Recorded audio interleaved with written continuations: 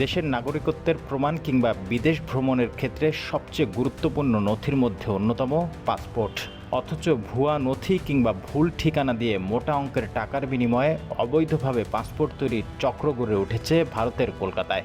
মোটা অঙ্কের টাকার বিনিময়ে ভুয়া নথি দিয়েই কলকাতায় তৈরি হয়েছে 130টি পাসপোর্ট। এদের মধ্যে 120টি বাংলাদেশিদের।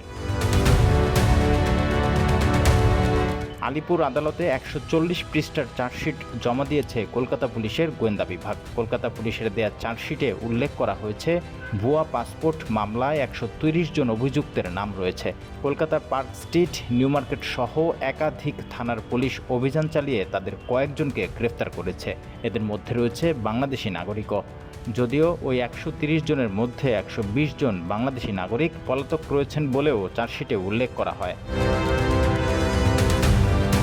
জানা যায়, ভুয়া নথিতে পাসপোর্ট পাওয়া বাংলাদেশি নাগরিকরা হলেন আওয়ামী লীগের নেতাকর্মী, যারা গণঅভ্যুত্থানের পর বেআইনিভাবে সীমান্ত পার হয়ে পশ্চিমবঙ্গে পালিয়ে যায়। এসব ব্যক্তির বিরুদ্ধে প্রতারণা, জালিয়াতি, সরকারি কর্মচারী, ব্যাংকার, ব্যবসায়ী বা এজেন্ট কর্তৃক বিশ্বাস ভঙ্গ এবং অপরাধমূলক ষড়যন্ত্রের অভিযোগে মামলা দায়ের করা হয়েছে। পাশাপাশি পাসপোর্ট আইন ও বিদেশি আইনের অধীনে অভিযোগ আনা হয়েছে। সূত্র জানায়, বাংলাদেশ থেকে পাচার করা টাকা কাজে লাগিয়ে বর্তমানে ভারতের পাসপোর্ট পেতে মরিয়া আওয়ামী লীগ নেতারা।